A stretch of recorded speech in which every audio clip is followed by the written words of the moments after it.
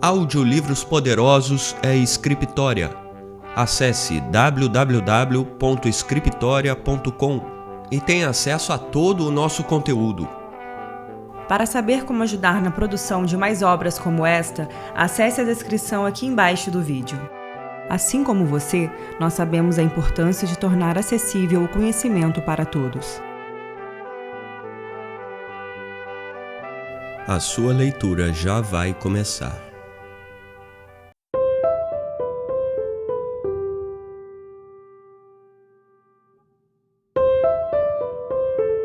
Porque os generalistas vencem em um mundo de especialistas. Por David Epstein.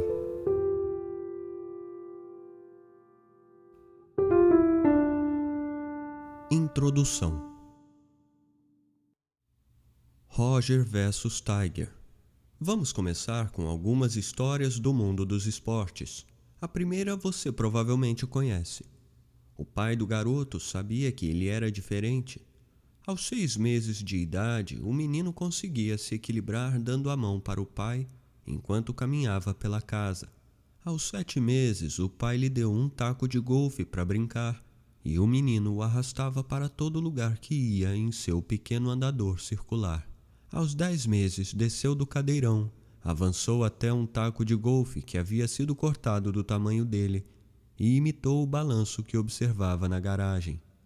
Como o pai ainda não conseguia conversar com o filho, desenhava imagens para mostrar ao menino como posicionar as mãos no taco. É muito difícil explicar como dar uma tacada quando a criança é muito nova e ainda não fala, contaria ele mais tarde.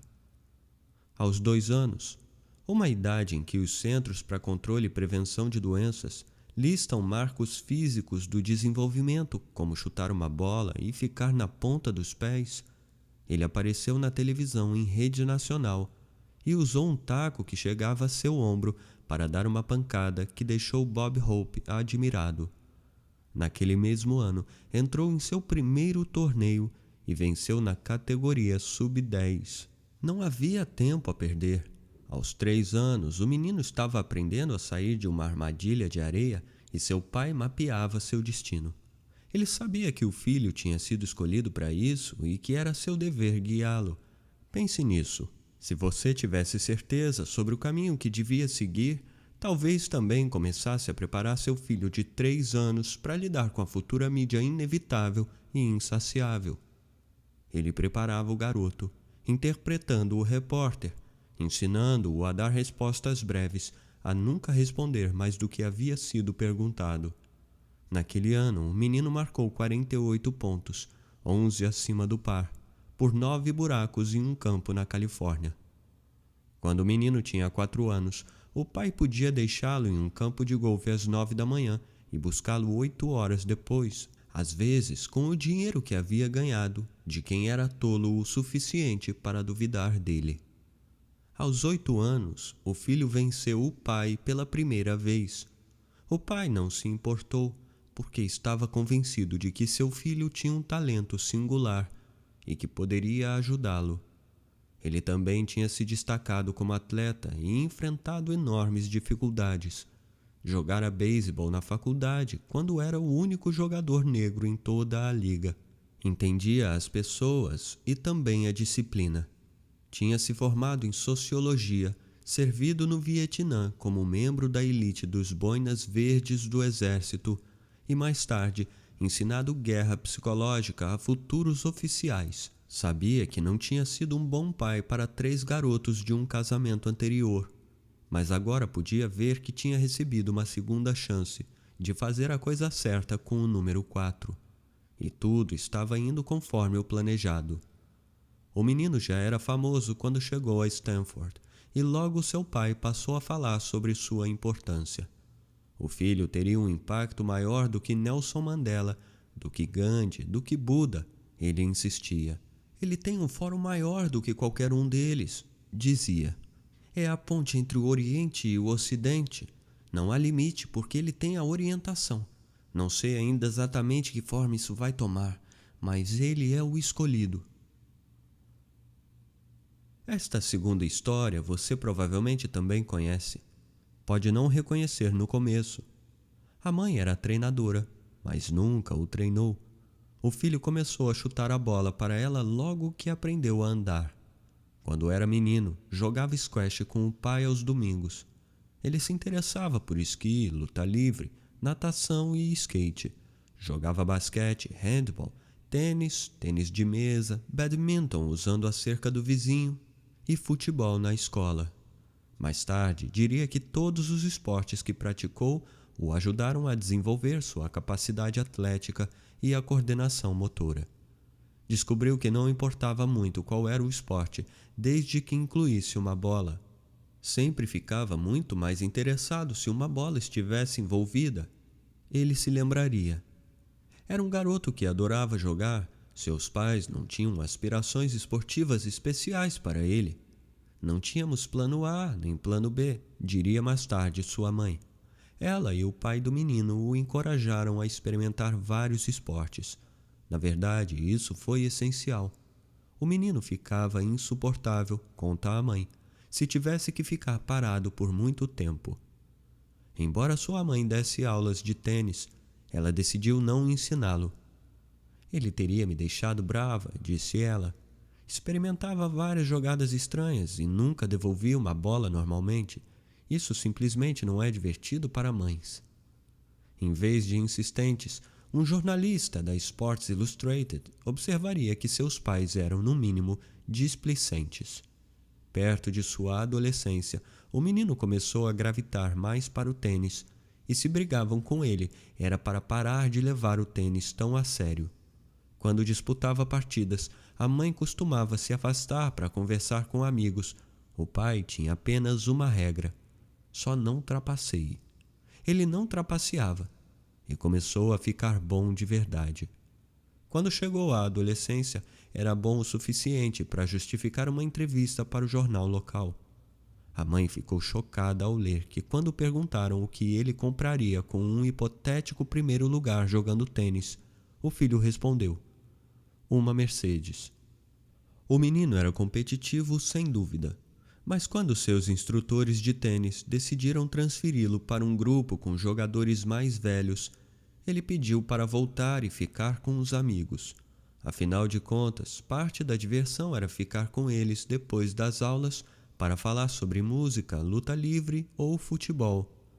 Quando finalmente desistiu de outros esportes, sobretudo futebol, para se concentrar no tênis, outras crianças havia muito vinham trabalhando com treinadores de força, psicólogos esportivos e nutricionistas. Mas isso não pareceu dificultar seu desenvolvimento em longo prazo. Aos 30 e poucos anos, época em que até mesmo tenistas lendários, em geral já estão aposentados, ainda seria o primeiro colocado no mundo. Em 2006, Tiger Woods e Roger Federer se conheceram. Quando ambos estavam no auge de suas carreiras, Tiger voou em seu jato particular para assistir à final do Aberto dos Estados Unidos. Isso deixou Federer especialmente nervoso. Mesmo assim, venceu pelo terceiro ano consecutivo. Woods se juntou a ele no vestiário para uma festa regada a champanhe. Eles se conectaram como só os dois poderiam. Nunca conversei com ninguém que estivesse tão familiarizado com a sensação de ser invencível, descreveria Federer mais tarde. Eles logo se tornaram amigos, bem como focos de um debate sobre quem era o principal atleta no mundo. Ainda assim, Federer não deixou de notar o contraste. A história dele é completamente diferente da minha, disse a um biógrafo em 2006. Mesmo quando criança, seu objetivo era bater recordes e conquistar o maior número de torneios. Eu apenas sonhava em conhecer Boris Becker ou poder jogar alguma vez em Wimbledon. Parece bastante incomum que uma criança com pais displicentes e que começou a jogar sem levar o esporte muito a sério tenha se transformado em um homem que domina o tênis como ninguém. Ao contrário de Tiger, milhares de crianças pelo menos tiveram uma vantagem inicial sobre Roger. A incrível educação de Tiger aparece com destaque em uma série de livros best-sellers sobre o desenvolvimento da especialização, um dos quais foi um manual voltado para pais, escrito por Earl, pai dele. O menino não estava apenas jogando golfe, estava envolvendo-se na prática deliberada, o único tipo que conta na agora onipresente regra das 10.000 horas de experiência. A regra representa a ideia de que o número de horas acumuladas de treinamento altamente especializado é o único fator no desenvolvimento de habilidades, seja qual for a área. A prática deliberada, de acordo com um estudo de 30 violinistas que gerou a regra, ocorre quando os aprendizes recebem instruções explícitas sobre o melhor método. São supervisionados individualmente por um instrutor, recebem feedback informativo imediato e conhecimento dos resultados de seu desempenho, e executam repetidamente as mesmas tarefas ou similares. Uma grande quantidade de trabalho no desenvolvimento da especialização mostra que os atletas de elite passam mais tempo em práticas altamente técnicas e deliberadas a cada semana do que aqueles que alcançam níveis mais baixos. Tiger passou a simbolizar a ideia de que a quantidade de prática deliberada determina o sucesso, e seu corolário, que a prática deve começar o mais cedo possível. A pressão para se concentrar cedo e de forma estrita se estende para bem além dos esportes. Muitas vezes aprendemos que quanto mais competitivo e complicado o mundo fica, mais especializados devemos nos tornar e mais cedo devemos começar para navegá-lo. Nossos ícones de sucesso mais conhecidos ganham projeção pela precocidade e pela vantagem inicial.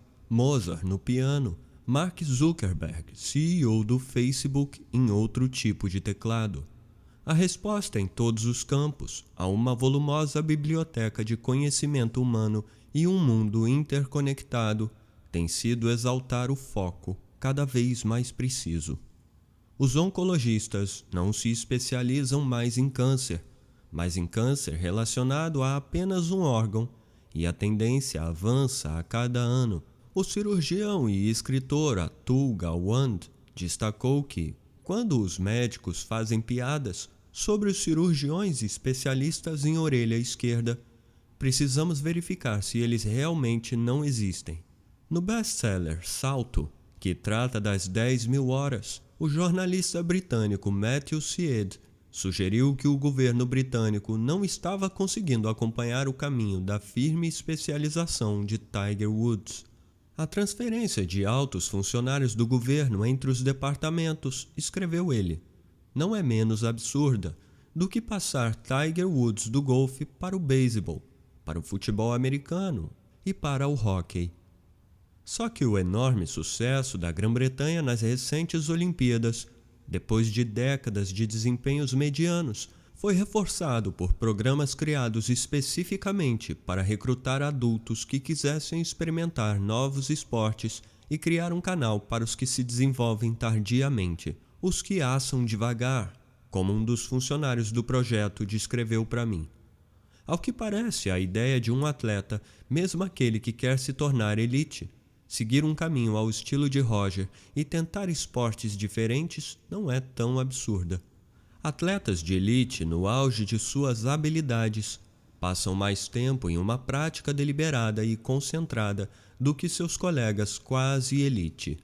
No entanto, quando os cientistas examinam todo o caminho de desenvolvimento dos atletas desde a infância, o quadro é mais desta maneira.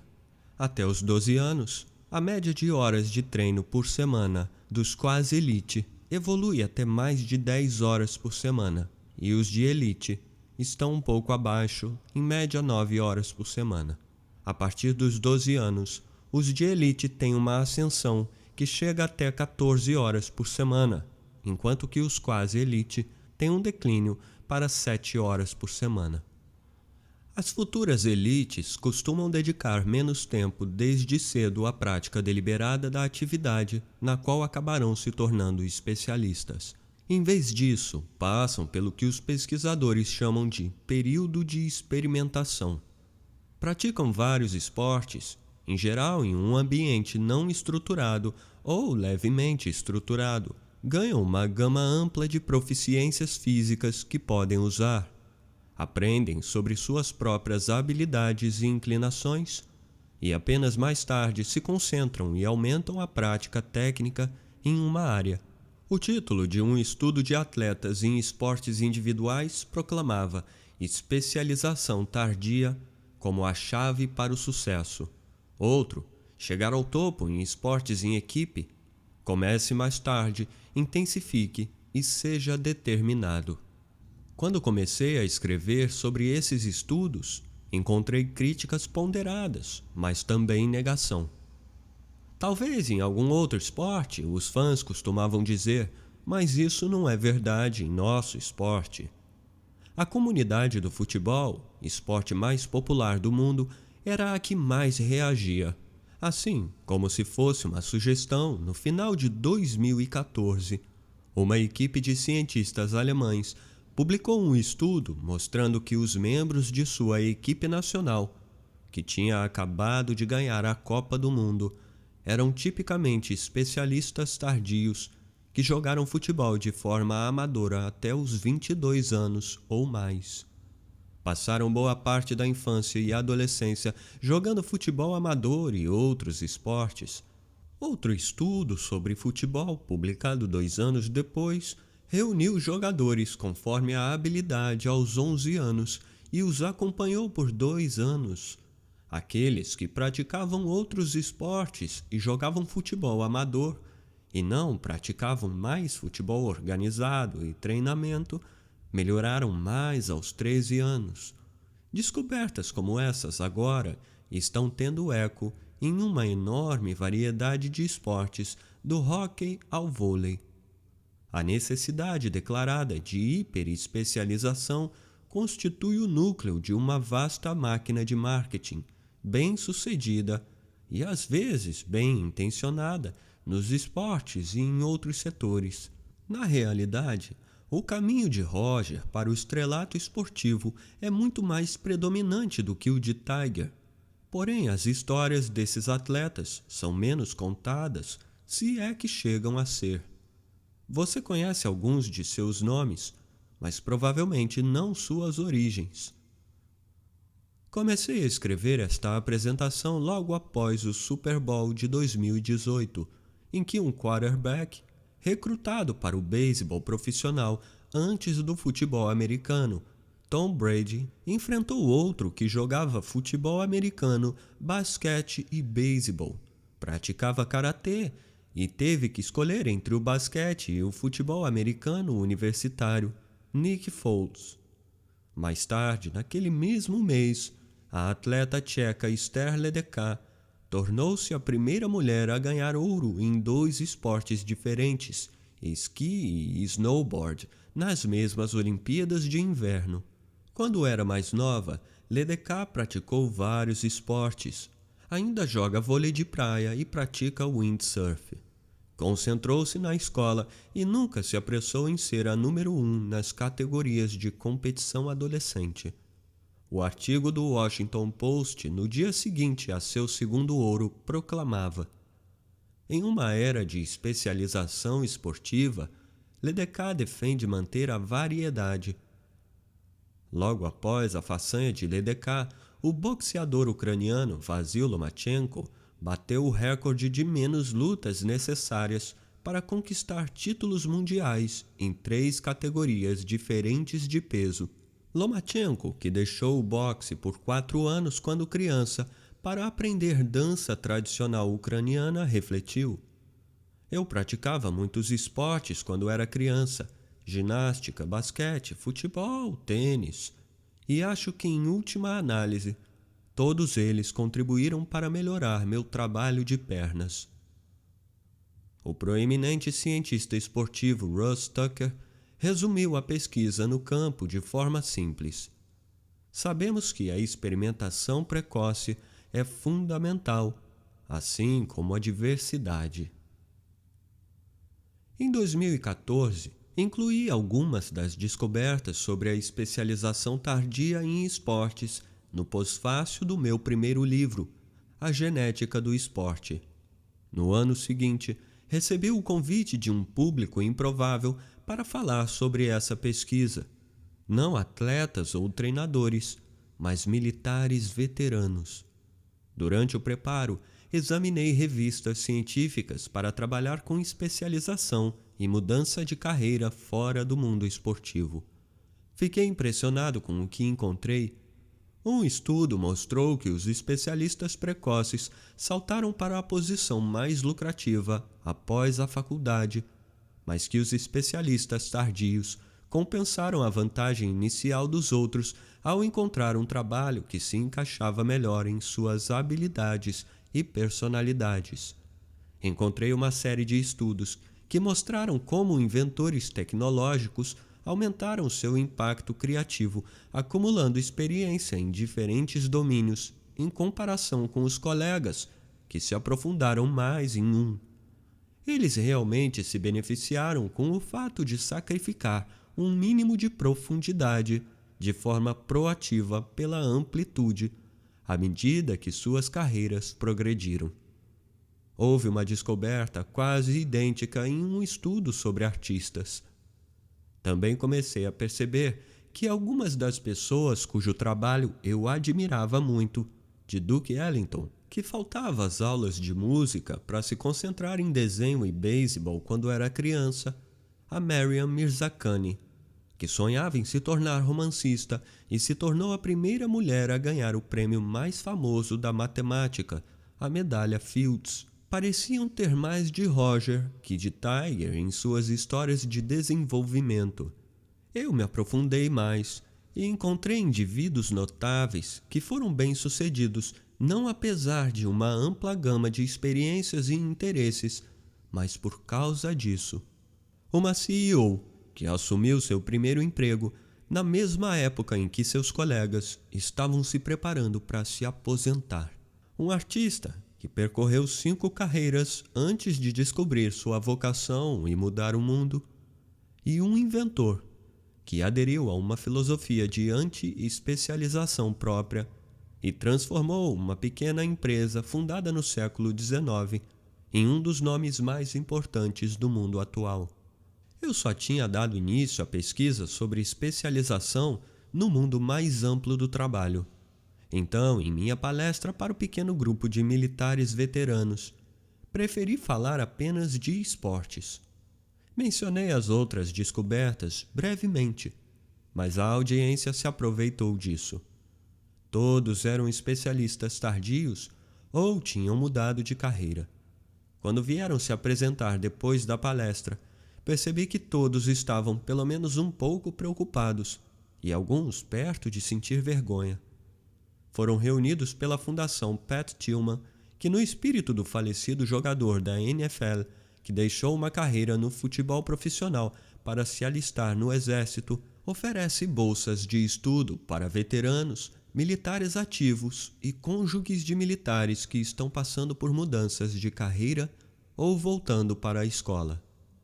Todos eram bolsistas, ex-paraquedistas e tradutores que estavam virando professores, cientistas, engenheiros e empreendedores. Estavam muito entusiasmados, mas navegavam em uma maré subterrânea de medo. Seus perfis no LinkedIn não apresentavam a progressão linear em direção a uma carreira específica que tinham ouvido era o que os empregadores queriam. Estavam ansiosos para começar a pós-graduação ao lado de estudantes mais jovens, às vezes muito mais jovens, ou mudar de faixa mais tarde do que seus pares. Tudo porque estiveram ocupados, acumulando experiências incomparáveis de vida e liderança. De alguma forma, uma vantagem única tinha se transformado em suas cabeças em uma desvantagem. Alguns dias após falar com o grupo da Fundação Tillman, um ex-CEO da Marinha que apareceu depois da palestra me mandou um e-mail. Estamos todos transitando de uma carreira para outra. Muitos de nós nos reunimos depois que você saiu e discutimos como ficamos aliviados ao ouvir suas palavras. Fiquei um pouco confuso ao descobrir que um ex-CEO da Marinha, formado em História e Geofísica, que queria estudar pós-graduação, em administração de empresas e administração pública de Dartmouth e Harvard, precisava de mim para reafirmar suas escolhas de vida. Mas, como os outros na sala, tinha ouvido implícita e explicitamente que mudar de direção era perigoso. A palestra foi recebida com tanto entusiasmo que a Fundação me convidou para fazer um discurso na Conferência Anual de 2016 e depois para reuniões de pequenos grupos em diferentes cidades. Antes de cada ocasião, li mais estudos, conversei com mais pesquisadores e descobri mais evidências de que leva tempo e muitas vezes é preciso desistir de uma vantagem inicial, desenvolver um alcance pessoal e profissional, mas vale a pena. Comecei a trabalhar mostrando que especialistas altamente credenciados podem ter a mente tão estreita que na verdade ficam piores quanto mais experiência possuem, mesmo quando mais confiantes, uma combinação perigosa. E fiquei chocado quando os psicólogos cognitivos com quem conversei me levaram a um enorme e muitas vezes ignorado trabalho, demonstrando que a aprendizagem em si, para acumular conhecimento duradouro, deve ser realizada lentamente, mesmo quando isso significa ter um fraco desempenho em testes de progresso imediato. Ou seja, o aprendizado mais eficaz parece ineficiente, parece que estamos ficando para trás. Começar algo novo na meia-idade pode parecer assim também. Mark Zuckerberg disse a famosa frase de que os jovens são mais inteligentes. E, no entanto, o empreendedor de tecnologia com 50 anos de idade tem quase o dobro de chances de começar uma empresa bem-sucedida do que um de 30, e o de 30 anos tem mais chance do que um de 20 anos. Pesquisadores da Northwestern, do MIT e do Escritório do Censo dos Estados Unidos estudaram novas empresas de tecnologia e mostraram que entre as startups em rápido crescimento, a idade média dos empreendedores era de 45 anos quando a empresa foi iniciada. Zuckerberg tinha 22 anos quando disse isso. Era do seu interesse transmitir essa mensagem, assim como é do interesse das pessoas que comandam as ligas esportivas jovens. Afirmar que a dedicação no ano inteiro a uma atividade é necessária para o sucesso, não importando as evidências em contrário. Mas o impulso de se especializar vai além disso. Ela infecta não apenas indivíduos, mas sistemas inteiros, já que cada grupo especializado vê uma parte cada vez menor de um grande quebra-cabeça. Uma revelação depois da crise financeira global de 2008 foi o grau de segregação nos grandes bancos. Legiões de grupos especializados que otimizavam o risco de suas próprias minúsculas partes do quadro geral criaram um todo catastrófico. Para piorar as coisas, as respostas à crise atraíram um grau estonteante de perversidade induzida pela especialização. Um programa federal lançado em 2009 incentivava os bancos a reduzirem os pagamentos mensais de hipotecas para os proprietários que estavam com dificuldades, mas que ainda conseguiam fazer pagamentos parciais. Uma boa ideia. Porém, foi assim que funcionou na prática. Um braço do banco, especializado em empréstimos hipotecários, permitiu que o proprietário pagasse menos. Outro braço do mesmo banco, especializado em execuções hipotecárias, notava que o dono da casa, de repente, estava pagando menos. Declarava então a inadimplência e tomava a casa. Ninguém imaginou esse tipo de divisão dentro dos bancos, comentou um conselheiro do governo mais tarde. A superespecialização pode levar à tragédia coletiva, mesmo quando cada indivíduo toma separadamente o curso de ação mais razoável. Profissionais de saúde altamente especializados desenvolveram suas próprias versões do problema. Se você só tem um martelo, tudo parece um prego. Os cardiologistas intervencionistas se acostumaram tanto a tratar a dor torácica com estentes, tubos de metal que afastam os vasos sanguíneos, que os usam de forma automática, mesmo nos casos em que uma grande quantidade de pesquisas provou que são inadequados ou perigosos. Um estudo recente descobriu que pacientes cardíacos tinham menos probabilidade de morrer se fossem internados durante uma reunião nacional de cardiologia, quando milhares de médicos dessa especialidade estavam ausentes. Os pesquisadores sugeriram que poderia ser porque era menos provável que os tratamentos comuns de efeito duvidoso fossem realizados. Um cientista de renome internacional, que você conhecerá ao final deste livro, me disse que a crescente especialização criou um sistema de trincheiras paralelas na busca pela inovação. Todo mundo está cavando mais fundo em sua própria trincheira e raramente se levanta para olhar a trincheira ao lado, mesmo que a solução para o problema esteja lá. O cientista está tentando desespecializar a formação de futuros pesquisadores. Espera que isso se espalhe para o treinamento em todos os campos. Ele lucrou imensamente com o cultivo da amplitude em sua própria vida, até mesmo quando foi obrigado a se especializar. E agora está ampliando sua esfera novamente, projetando um programa de treinamento em uma tentativa de dar aos outros a chance de se desviar do caminho de Tiger. Essa pode ser a coisa mais importante que já fiz na vida, ele me disse. Espero que este livro ajude você a entender por quê. Quando os bolsistas da Tillman falaram em estar tomados pela incerteza e preocupados em estar cometendo um erro, entendi melhor do que demonstrei. Eu estava trabalhando em um navio de pesquisa científica no Oceano Pacífico depois da faculdade, quando decidi com certeza que queria ser escritor, não cientista. Nunca esperei que meu caminho da ciência para a escrita passasse pelo trabalho como repórter policial à noite em um tabloide de Nova York, nem que me tornasse logo em seguida redator sênior da Sports Illustrated, um trabalho que, para minha surpresa, eu deixaria pouco tempo depois. Comecei a me preocupar com a possibilidade de ser um vagabundo com fobia de compromissos com o trabalho e que devia ter entendido errado todo esse negócio de carreira. Aprender sobre as vantagens da amplitude e da especialização tardia mudou a maneira como me vejo e como vejo o mundo. A pesquisa pertence a todas as fases da vida, desde o desenvolvimento das crianças em matemática, música e esportes, há estudantes recém-saídos da faculdade tentando encontrar seu caminho.